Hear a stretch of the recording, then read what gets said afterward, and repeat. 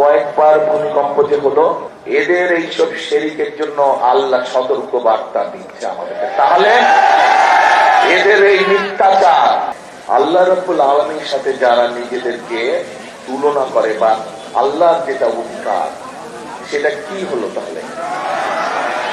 তাহলে এটা এক তো শিরকই হলো, আরেকটা মানুষকে ধোঁকা দেওয়া হচ্ছে।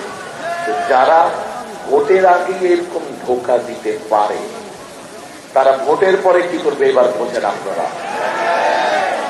তাহলে এইবার বোঝা গেল, শুধু যে ভোট নিয়ে তারা ষড়যন্ত্র করছে তা না, শুধু যে তাদেরকে 50 বছর আগে আমরা দেখেছি তা না, তারা মানুষকে ধোঁকা পর্যন্ত দিচ্ছে।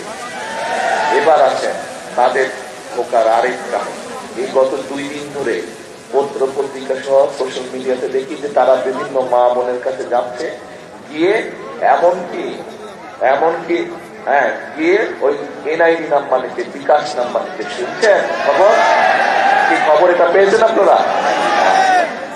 আবার এইদিকে কি কয়, এইদিকে আবার অন্য কথা কয় যে সব মানুষের শাসন দেবে, নিজেরাই মানুষের বিকাশ নম্বর লয় ওই বিকাশ নম্বরের মধ্যে আবার টাকা পাঠাচ্ছে। আবার কয় সব মানুষের সাথে, টাকাটা তো দিচ্ছে, টাকাটা তো তাহলে আবার জনগণের পকেট থেকেই তো দিবে, তাই দিবে না?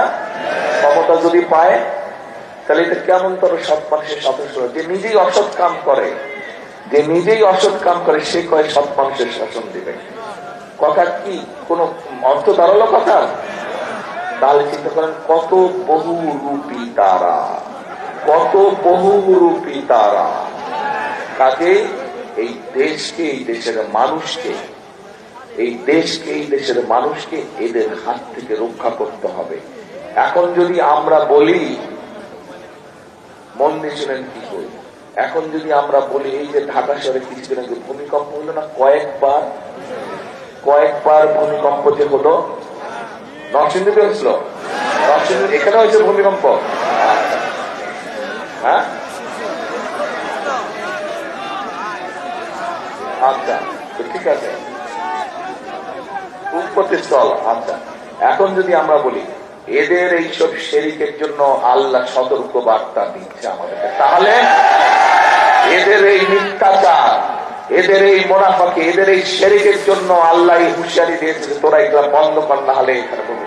আমরা যদি এটা বলি কোথায় যাবে তারা?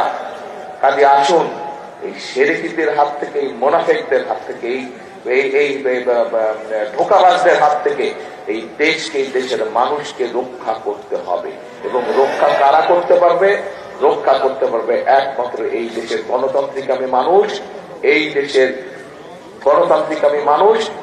দেশের স্বাধীনতার সার্বভৌমত্বে যারা বিশ্বাস করে, একমাত্র তারা এই দেশের জনগণ রক্ষা করতে পারবে। খবরের কাগজ, নিখাত, নির্ভীক, নিরপেক্ষ।